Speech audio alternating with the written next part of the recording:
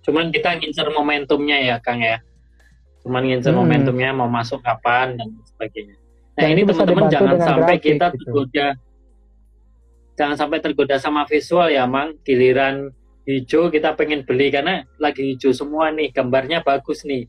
Giliran merah Hmm, kita nggak mau masuk. Padahal kalau merah murah nih betul. teman-teman. Iya. Contoh gini ya, saya Nah, berikan contoh ini aja ya. Saya beli TSPC mm, ketika harganya 1.300-an teman-teman. Dan saat itu saya ada yang ngomong, apa itu Mang sahamnya lagi downtrend jatuh gini-gini. Ya saya biarin, saya cicil aja gitu. 1.300 saya beli sampai rata-rata 1.400-an. 1.400-an. Setelah itu saya nggak lihat karena sudah habis amunisi ya. Tahu-tahu 2.300 kan udah aja saya jual. Orang baru nanya, Mang mau boleh masuk nggak? Saya udah boleh jual, saya bilang. Ya kenapa? Karena saya udah untung. Kenapa saya biarkan? Ketika orang kan bilang, Mang kenapa gak masuk BRIS? Saya bilang gini, BRIS 2.500 ke 3.700 atau 3.700-an lah. Itu 50% untungnya atau berapa 40%. Saya pun sama gitu. Dari 1.400 ke 2.390 atau 2.300 untungnya juga 50% gitu. Jadi meskipun saya ketinggalan di BRIS, tapi saya masuk di TSPC gitu. jadi jadi teman-teman nggak usah FOMO ya, fear of missing out, takut ketinggalan kereta, ya masih ya banyak betul. kereta, ada 700 saham dan Ya, 425-nya saham syariah. Teman-teman nggak usah khawatir ketinggalan kereta. Contoh, hari kemarin saya bilang, kayaknya saham Baja naik nih gitu, saham Baja nih bagus nih kayaknya gitu. Orang nggak mau beli kan karena masih ada sideways emang. Saya paling suka saham sideways, teman-teman. Karena saham sideways itu belum ada arah. Saya beli SSP kemarin di 182.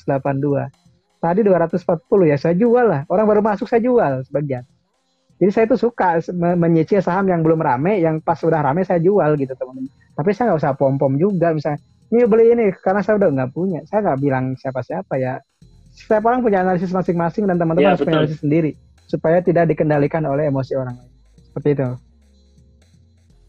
Kalau kalau Mang Amsi nanti sharingnya setelah setelah untung aja ya, Mang ya. Kalau baru masuk kita tunggu dulu nih. Belum tentu nanti naik karena bisa jadi turun Saya juga. untung rugi Makanya saya share, Pak. kita perlu Saya fair. mm-mm. Sharing untung rugi saya share juga. Jadi pelajaran semua juga. Betul betul. Mm-mm. Ini saya jadi ingat Mang dulu kita pernah live juga sama bikin webinar itu di bulan November ya Mang ya. Webinar saham Iya syariah ya. betul. November tahun lalu November ya. itu Mm-mm. saat posisinya BRIS itu masih 1.200-an kalau nggak salah ya. Itu udah kita omongin itu udah gatel itu udah mau masuk. Mm-mm. Tapi waktu itu kita juga nggak nyangka Mang. Saya sendiri juga nggak nyangka kalau dari angka segitu masih bisa naik sampai 3.800, 3.700 karena Mm. kita pikir atau saya aku dulu juga mikirnya paling 2000-an ini udah berhenti nih, nanti tunggu merger dulu. Tapi ya ternyata ya namanya isu ya kita nggak bisa mengendalikan dan ternyata bisa sampai segitunya. Nah, jadi Iya. teman-teman mungkin di sini ya balik lagi ke trading plan-nya atau misalkan saving plan-nya seperti apa, sesuaikan dengan tujuan keuangannya dan juga jangan maruk ya, jangan maruk, jangan greedy karena ya portofolio kita itu kalau bisa ya memang sesuai tujuan dan kalau bisa berbagai macam aspek, tidak hanya satu macam saja.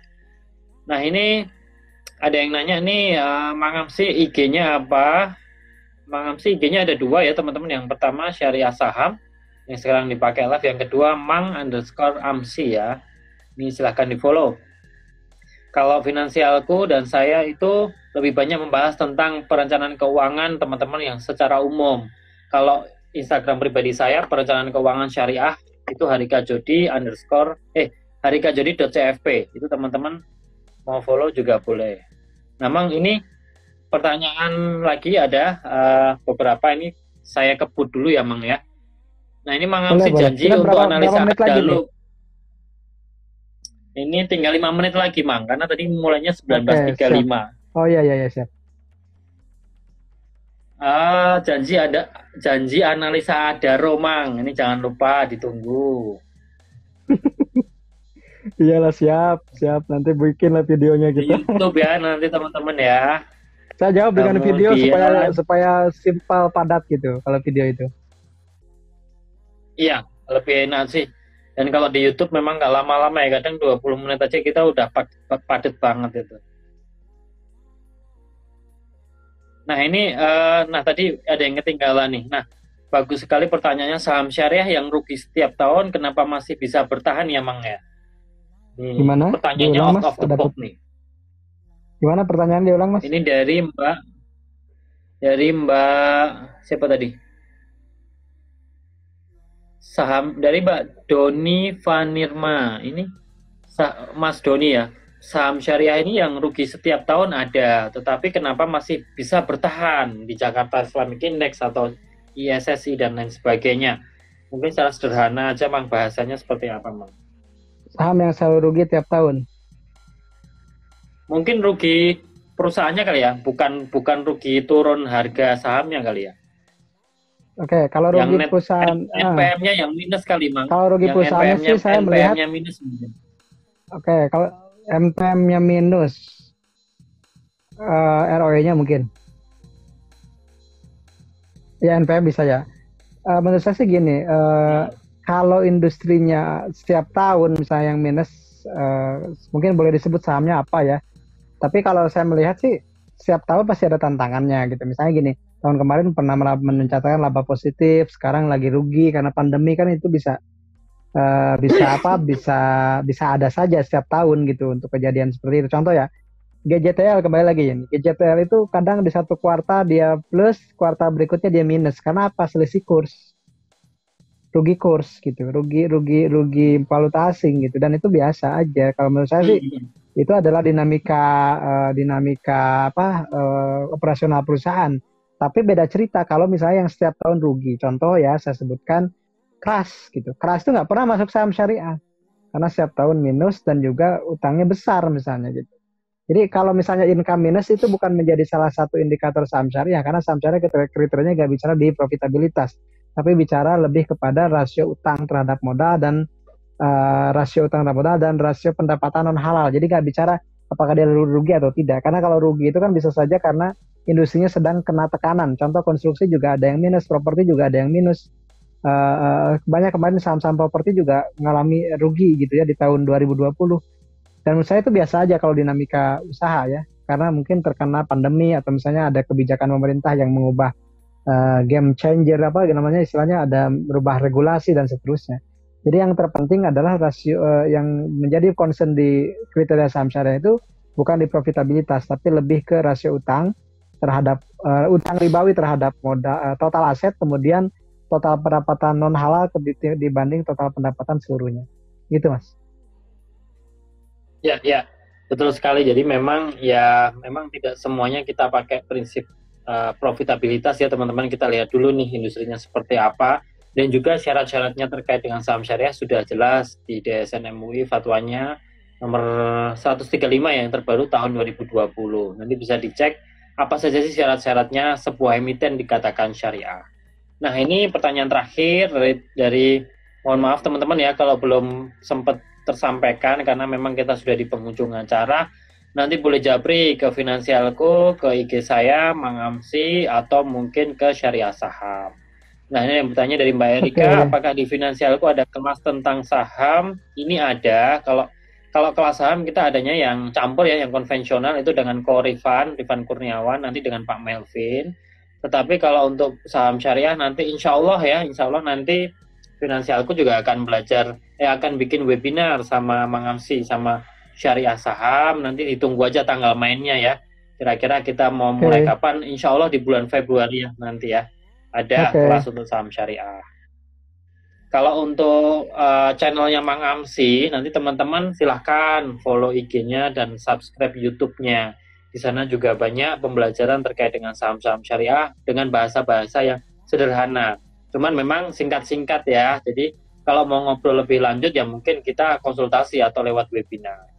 Oke, kemudian yang terakhir dari Mang Amsi, monggo kalau ada closing statement Mang terkait dengan tadi kita udah bahas isu, kemudian laporan keuangan, fundamental, dan juga tips-tips untuk pemula nih untuk belajar fundamental saham syariah dari dasar, dari awal. Monggo Mang Amsi silahkan untuk tips-tipsnya dan juga closing statement-nya. Oke, terima kasih Mas Jody, terima kasih finansialku.com. Teman-teman semuanya untuk belajar analisis saham selalu saya tekankan di syariah saham dan di komunitas kita juga Fatama gitu ya. Saya tidak bosan untuk mengingatkan itu. Fundamental analysis, technical analysis, money management. Fundamental bicara tentang apa yang bisa dibeli, teknikal bicara apa, kapan kita beli, dan money management bicara berapa banyak yang bisa kita beli. Dan yang paling penting, yang paling saya tekankan adalah money management, karena money management itu bisa mendamaikan teknikal dan fundamental, apapun sahamnya, di berapapun belinya, di berapapun jualnya. Money management bicara tentang porsi kita, modal kita di instrumen itu. Jadi kalau fundamental teknikal mungkin orang bisa berbeda pendapat dan bisa mengambil yang mana saja, tapi kalau bicara money management itu bicara uang kita. Dan uang kita bisa berbeda dengan orang lain, ada modalnya 10 juta, 100 juta, 1 miliar, 10 miliar itu bisa berbeda dalam pengendalian money management. Jadi selalu perhatikan Fatama, fundamental, teknikal, dan money management. Terima kasih Mas Yodi. Nah, satu lagi Mang, ini GJTL masuk saham syariah nggak Mang? Nih, terakhir. Masuk. Masuk. Kalau yang dibahas di YouTube, biasanya di YouTube Bang Amsi, biasanya ya, kalau udah dibahas itu berarti insya Allah sudah masuk saham syariah gitu ya. Iya, saya nggak berani bahas PBCA di channel saya. Jangan harap. Mungkin Bang Amsi atau tim syariah saham bahasnya saham konven, nggak mungkin ya Bang ya. Udah ada pasarnya masing-masing. Iya, udah ada. Yang lain aja carinya. Oke, terima kasih Bang Amsi atas waktunya. Pada malam hari ini kita belajar banyak ya terkait dengan banyak tadi kita udah bahas isu-isu terkini, kemudian kita bahas juga terkait dengan prospek, laporan keuangan, fundamental, dan juga trading plan-nya, bagaimana strategi kita masuk dan keluar, dan lain sebagainya. Jadi teman-teman stay tune terus di channel kita ya, setiap Jumat malam kita selalu ada sharing-sharing terkait ekonomi syariah, dan alhamdulillah pada malam hari ini kita belajar saham. Untuk minggu depan kita berbicara selain keuangan. Minggu depan itu materinya tentang zakat. Insya Allah nanti minggu depan kita live sama tim Basnas Indonesia. Dan juga di minggu-minggu berikutnya kita akan belajar banyak tentang halal lifestyle, keuangan syariah, dan lain sebagainya. Dan insya Allah ini bisa menambah keyakinan kita untuk terus melarisi produk-produk syariah di Indonesia. Tidak cuma keuangan, tetapi juga wisata halal, kemudian kuliner, kemudian mode fashion, dan lain sebagainya. Jadi insya Allah semuanya yang syariah kita miliki. Terima kasih Bang Amsi, sekali lagi saya haturkan permintaan.